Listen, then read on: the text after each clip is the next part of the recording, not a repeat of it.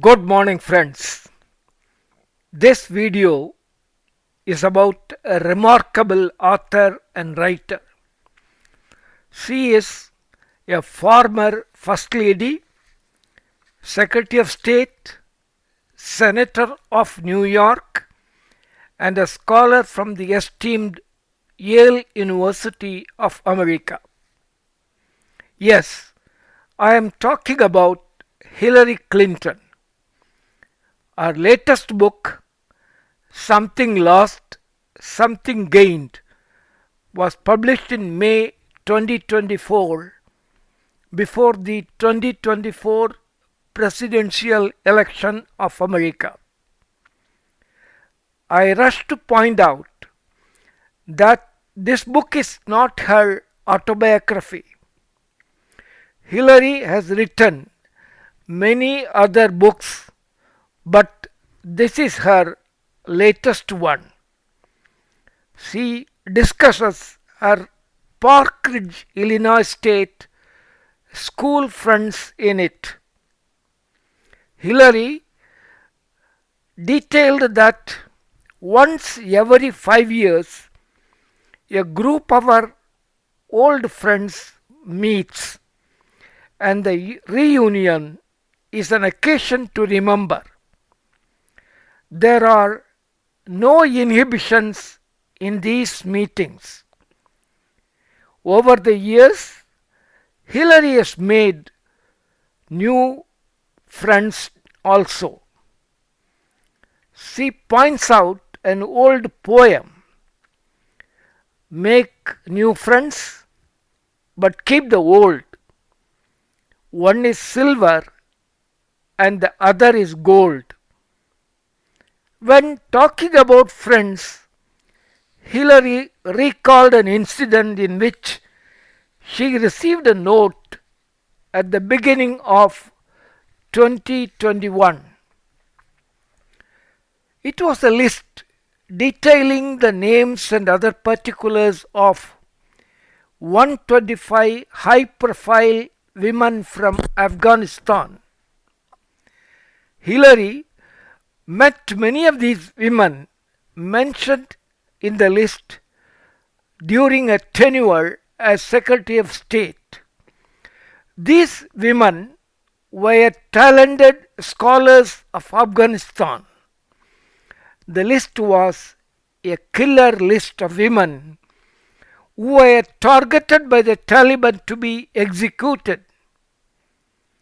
After 23 years of war, the American government decided to withdraw the American soldiers from Afghanistan thoroughly with a cutoff date of September 2021. Hillary knew well that these women had openly criticized the Taliban in the past and were not willing to go by the dictums of the Taliban. When she looked at the list again, she was angry and restless. At that time, she was not in any position of authority and could not wield any influence over the government. However, Hillary wanted to help these women leave Afghanistan so that they could be saved from death. Her first contact was with Melanie Verveer, who then worked with the State Department.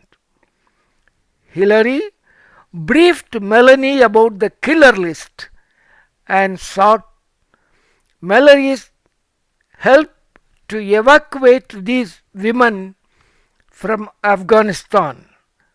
Next, Hillary contacted Belkis Ahmadi, a program officer at the U.S. Institute of Peace in Virginia. A few years ago, Belkis Ahmadi fled Afghanistan, landed in Virginia, and continued her higher studies. She later graduated in law. Hillary also gave Balkis the details of the killer list. Another person Hillary roped in was Horia Mossadegh. Though Horia came to the US a few years ago and did her higher studies in journalism, she worked in London at that time. Hillary also explained the situation regarding the killer list to Horia. Both Balkis and Horia could speak the Afghan language, local language, and Hillary was confident they would help evacuate the woman on the list. These two friends promised to help Hillary and her team and with the American forces to evacuate these 125 high profile Afghan women. Hillary made dozens of phone calls to friends and former colleagues working with the Biden administration. Realizing the uphill task almost overnight, Hillary mobilized a small team of committed friends to engage in this job. In the book, Hillary remembered with gratitude the help provided by Alice Smith and Jess Keller of the Georgetown Institute, Alice Nelson of Vital Voices, Tanya Henderson and Teresa Casale of Mint's List, and several other friends of the US State Department. Huma Abedin, Hillary's longtime aide, was the main point of contact. This small group raised $10 million in 2 weeks' time for this purpose. Though the evacuation issue was kept confidential, word spread in Afghanistan and a number of women who wanted to escape grew from 125 to 500 and then swelled to 1500. At that time, unable to manage the situation, President Ashraf Ghani Ahmadazai escaped from Afghanistan. Amid chaos, our team in Afghanistan dropped the first group of women at the gates of Kabul airport. However, the US Marines operating the gates could not recognize their e-visas and the women were not allowed inside the airport. Hillary called the Department of the Secretary of the Defense and convinced them to advise the Marines to allow these ladies inside the airport. To quickly identify the women to be evacuated, they were asked to tie a white scarf around their necks, and this message was communicated to the airport gate Marines. The rescue team's biggest task was to obtain enough planes to airlift more than 1,000 women from Kabul. Hillary worked tirelessly to get planes from the governments of Ukraine, Qatar, and Albania. The Prime Minister of Albania even accepted Hillary's request to accommodate 1,000 women from Albania for a year. The Prime Minister of Canada, Justin Trudeau, also made similar gesture by agreeing to accommodate these 1,000 women by giving them refugee visas. The entire rescue team was relieved when the women escaped from the clutches of the Taliban. Albania, Canada, and other countries such as Bahrain, Qatar, Germany, Greece, Kuwait, Ukraine, the UAE, and United States accommodated these women. These nations gave them shelter, jobs, education, and free health care. Hillary and the rescue team were thankful to the heads of these nations for sympathetically assessing the situation and helping them on humanitarian grounds.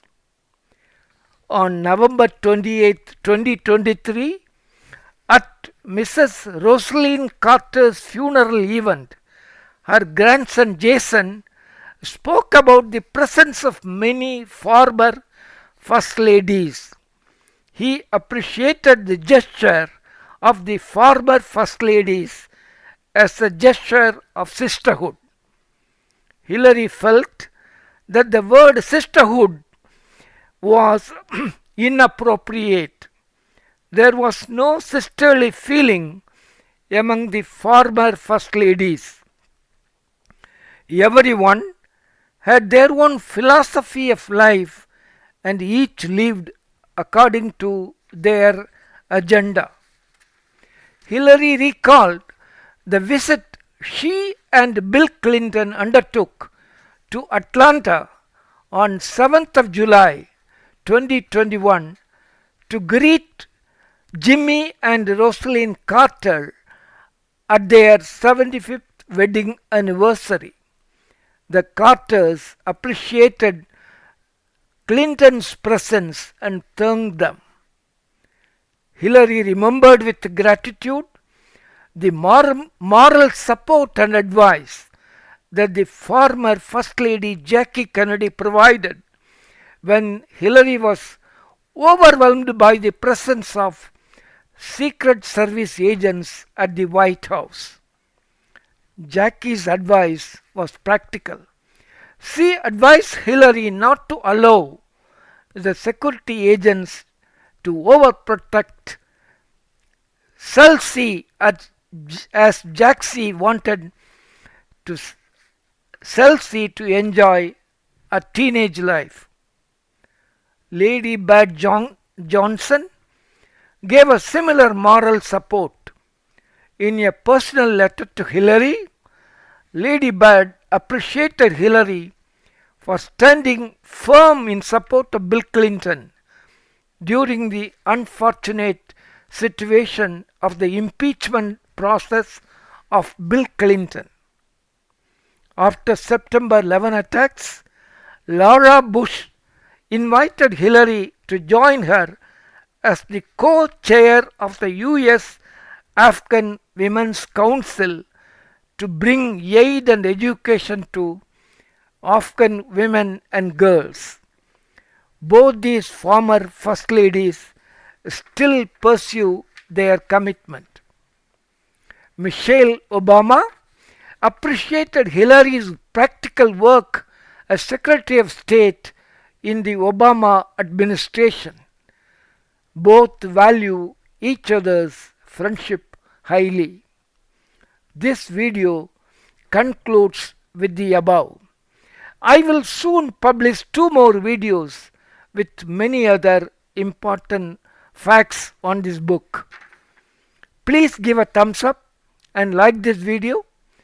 Please forward and share this video with at least 5 of your friends.